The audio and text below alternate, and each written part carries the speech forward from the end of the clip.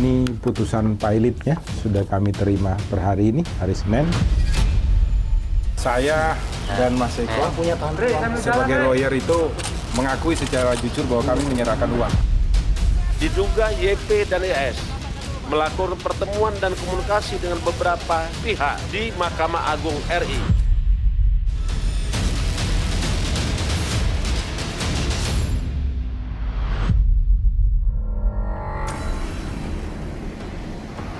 Lagi-lagi Mahkamah Agung terseret kasus korupsi. Sungguh miris, salah satu hakim agung dari lembaga peradilan tertinggi ini terseret kasus suap.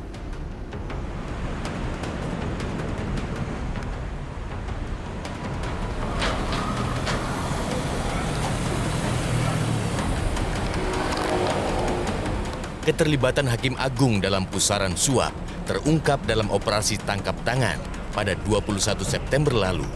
Kuat diduga Hakim Agung Sudrajat Dimyati menerima suap melalui salah satu pegawai kepaniteraan, Desi Yustria, sebesar $205.000 Singapura. Buntut dari perkara suap ini, 10 orang ditetapkan sebagai tersangka oleh KPK.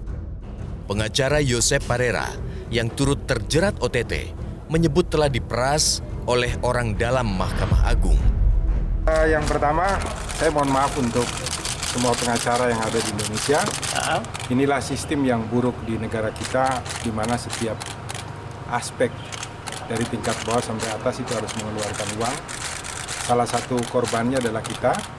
Maka saya dan Mas Eko sebagai lawyer itu mengakui secara jujur bahwa kami menyerahkan uang. Jadi, yang Anda mau katakan bahwa Anda mengalami pemerasan demikian atau sebaliknya atau seperti apa? Memang awalnya ada permintaan atau niat awal itu dari siapa?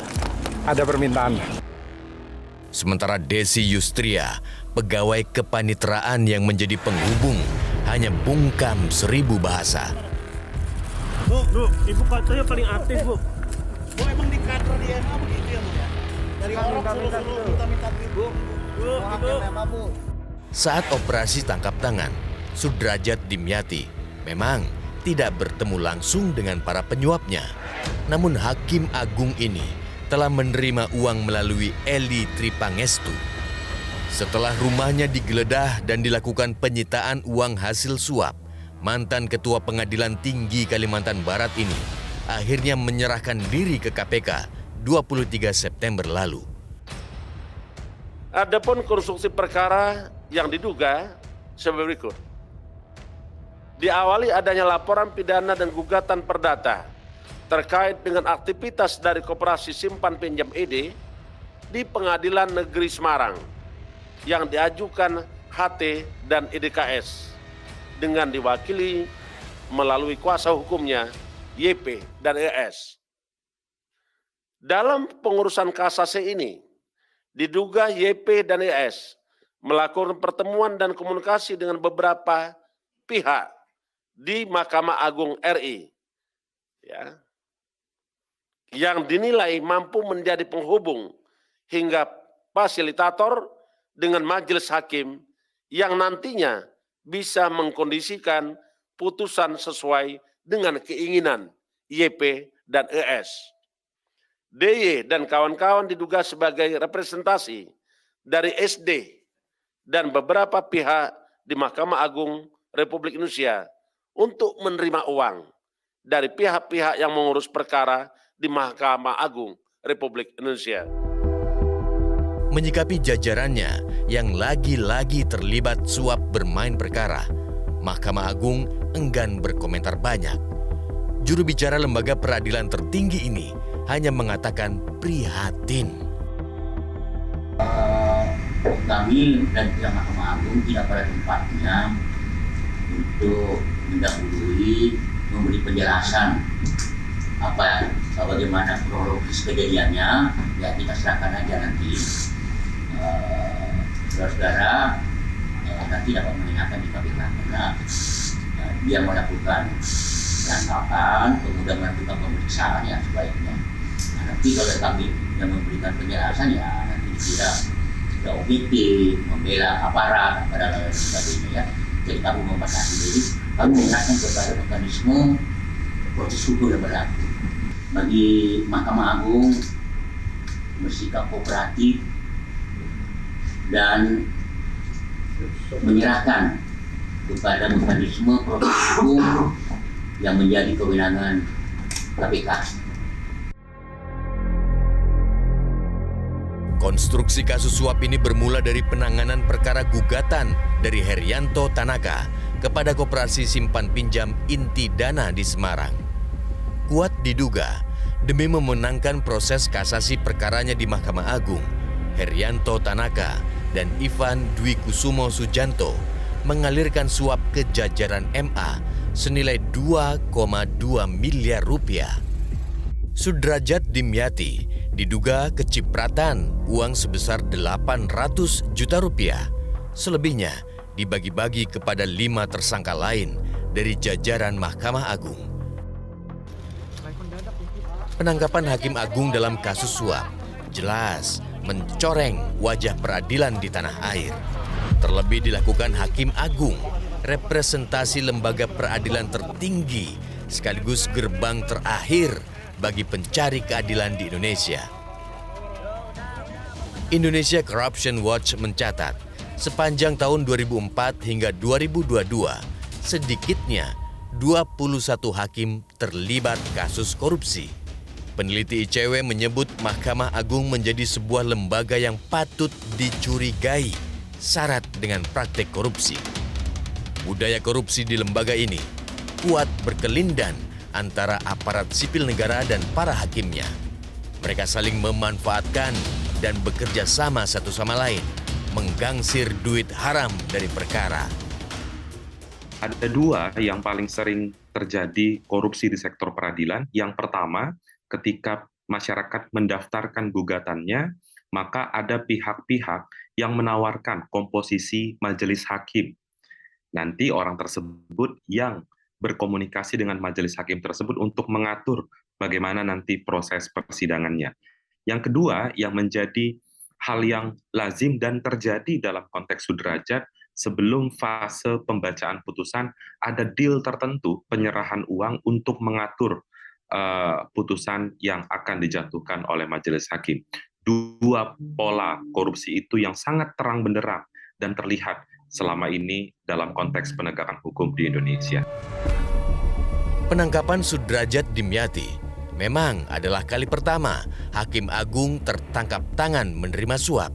Meski begitu, keterlibatan jajaran Mahkamah Agung dalam bermain perkara bukanlah kali pertama terungkap. Menjadi sebuah fenomena gunung es yang sewaktu-waktu bisa meruntuhkan wajah peradilan.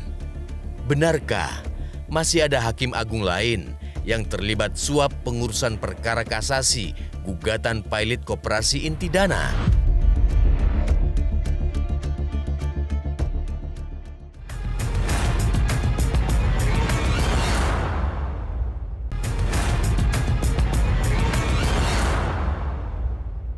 Salam Pancasila dan salam penegakan hukum. Inilah Yosep Parera, pengacara yang terlibat suap Hakim Agung Sudrajat Dimyati. Melalui akun YouTube Rumah Pancasila dan klinik hukum yang dikelolanya, Yosep mengumumkan putusan kasasi gugatan kepailitan KSP Inti Dana. Ini putusan pilotnya sudah kami terima per hari ini, hari Senin. Di sini menyatakan dengan tegas mengabulkan permohonan pilot yang diajukan oleh 10 orang klien kami melalui kantor hukum kami dengan menyatakan bahwa Koperasi Inti Dana itu dinyatakan pilot ya, dengan amar putusan sebagai berikut. Ini mengadili mengabulkan kasasi dari para pemohon kasasi. Putusan kasasi tersebut dibacakan Yosep pada 25 Juli lalu. Dalam tayangan tersebut, Yosep juga mengultimatum akan melakukan langkah hukum lanjutan apabila putusan kasasi tersebut tidak dipatuhi. Berdasarkan putusan ini, maka kami mohon kepada semua pihak yang berhubungan dengan Koperasi Inti Dana untuk tidak melakukan kegiatan apapun lagi di Koperasi Inti Dana yang nanti akan segera diambil alih oleh kurator. Di dalam melakukan pengumpulan data-data dan kemudian untuk melakukan tugas-tugasnya secara baik. Kami mewakili klien-klien kami akan melakukan tuntutan hukum baik pidana maupun perdata kepada siapapun yang mengaku-ngaku sebagai pimpinan di koperasi inti dana apabila yang bersangkutan tidak bertindak atas nama ketua koperasi yang sah, yaitu Saudara Handoko. Yosep Parera tidak lain adalah kuasa hukum dari Herianto Tanaka dan Ivan Dwi Kusuma Sujanto, anggota koperasi inti dana yang melakukan gugatan Pailit. Sebelumnya pada 13 Juli, Yosep juga mengunggah video terkait penetapan bersalah terdakwa Budiman Gandhi Suparman dalam kasus pemakaian akta palsu. Berdasarkan putusan kasasi April 2022, Budiman Gandhi dinyatakan bersalah dan divonis pidana penjara 5 tahun.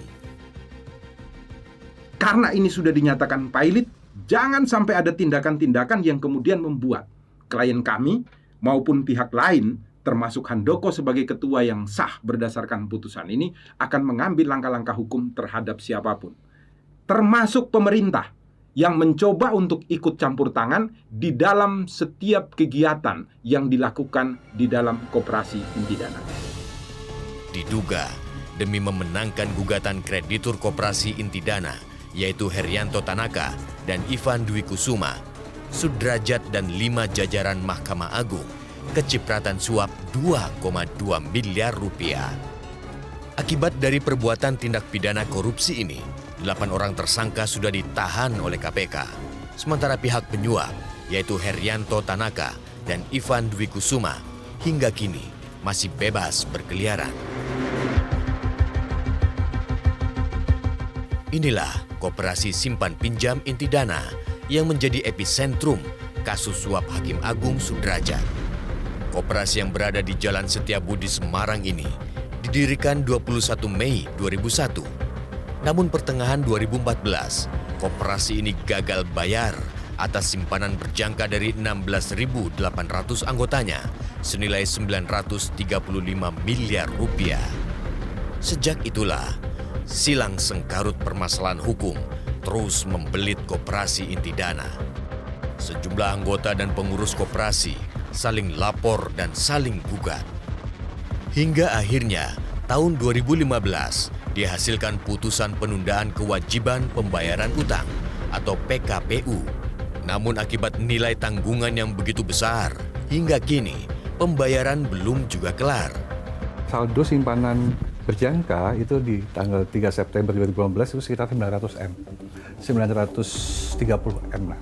Jadi kalau saya bilang KSP Inti Dana itu sebetulnya dibilang kita ada masalah, ya tidak ya. Cuma memang kita sekarang pembayaran skemanya itu, pembayaran deposan, ada simpanan berjangka, itu melalui cicilan. Jadi skema 1, skema 2, 3, 4, dan 5.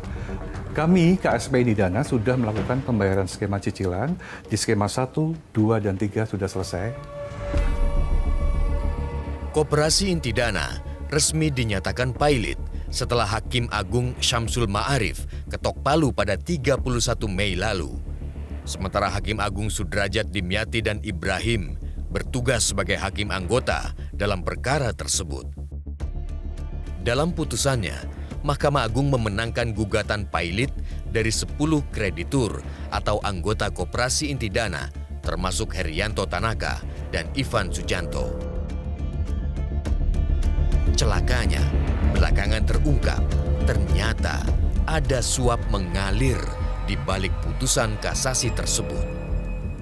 Juru bicara KPK Ali Fikri menyebut, penyidik KPK sudah mengantongi bukti-bukti pengeluaran suap dan bukti elektronik lainnya. Tim penyidik KPK kemarin telah selesai melakukan penggeledahan di 4 lokasi yang berbeda di Semarang, Salatiga, dan juga Yogyakarta. Dari 4 lokasi yang terdiri dari rumah dan kantor tersangka dan pihak-pihak yang terkait dengan perkara ini, ditemukan dokumen pengeluaran uang, kemudian dokumen terkait perkara, dan juga barang bukti elektronik. Seluruh hasil penggeledahan dimaksud segera dianalisis oleh tim penyidik KPK dan dilakukan penyitaan sebagai barang bukti dalam perkara dengan tersangka SD dan kawan-kawan dimaksud. Dari kasus suap ini muncul tanda tanya baru, sebab dari nama-nama penerima suap tersebut, kecuali Sudrajat Dimyati, justru tidak masuk dalam susunan pemutus perkara. Lantas benarkah masih ada hakim agung dan pegawai lainnya yang kecipratan suap?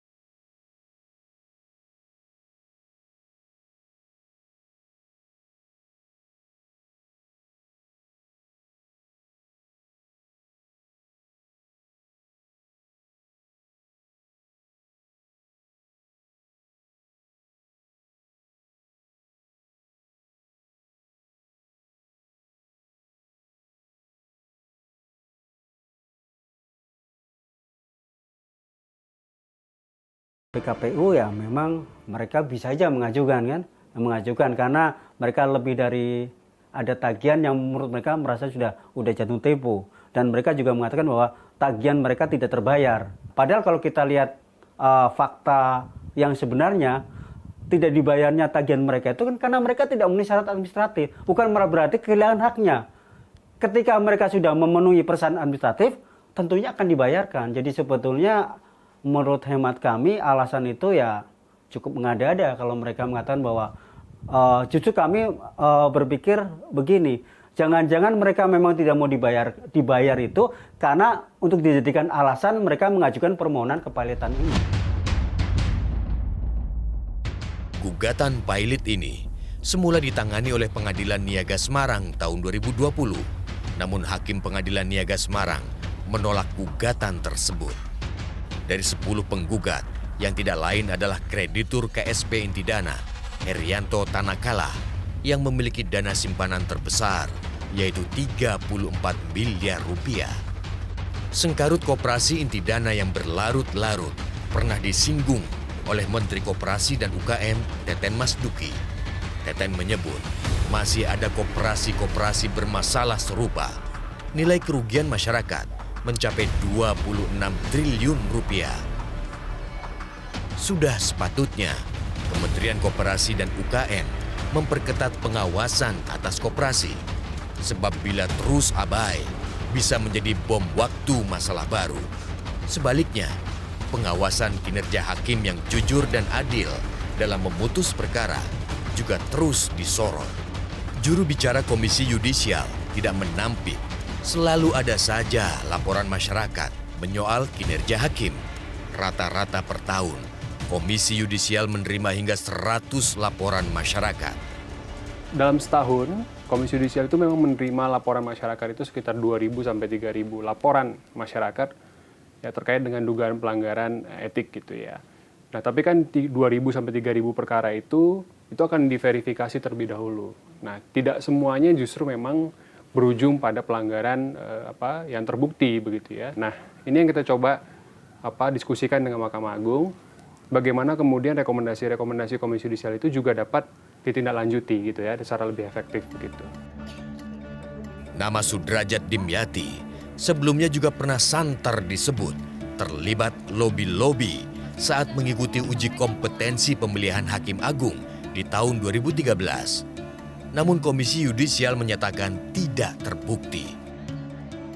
Jadi itu terjadi memang sekian tahun yang lalu ya, 9 tahun yang lalu gitu. Nah, dari situ kalau dari sisi pengawasannya kan tidak terbukti ada lobby-lobby toilet itu. Nah, yang kedua, dari sisi rekrutmen Hakim Agung, kita harus melihatnya juga cukup fair ya. Karena dari 2014 sampai dengan 2020 itu sudah 8 tahun gitu ya. Dan dari 8 tahun itu sudah terjadi penyempurnaan dari waktu ke waktu terhadap sistem rekrutmen Hakim Agung di Komisi Yudisial gitu. Yang semakin hari semakin transparan, semakin partisipatif, dan semakin akuntabel gitu. Sosok hakim adalah ibarat pemilik dan pemegang palu keadilan hukum. Namun apa jadinya kalau si pemilik palu keadilan justru sibuk bermain mata demi menggangsir keuntungan pribadi? Jangan ada lagi kongsi-kongsi antara hakim dan pengacara. Jangan ada lagi duit-duit haram yang ditebar demi mengurus perkara.